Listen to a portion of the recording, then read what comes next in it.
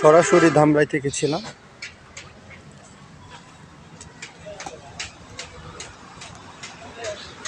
তো অবশ্যই যারা দেখছিলেন লাইক করেন, কমেন্ট করেন। তো আমি আপনার সাথে ছিলাম Tushar Ahmed, Tushar Ahmed, my new daily blog. তো অবশ্যই আজকে ছিলাম আমি ধামরাইয়ে। তো আজকে এখন কিন্তু বাজারের মতো চলে এসছে, মানে শীতের সিজন চলছে, উইন্টার সিজন চলছে, সেটাই আমি দেখাচ্ছিলাম।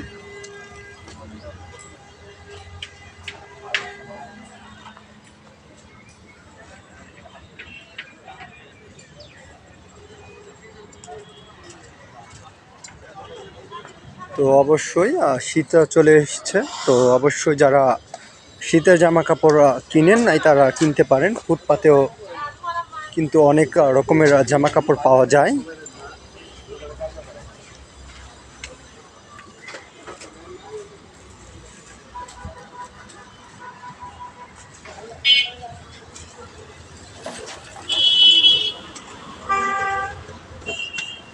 তো হুডি ছিল, শার্ট ছিল, প্যান্ট ছিল, তো সব কিছুই ছিল।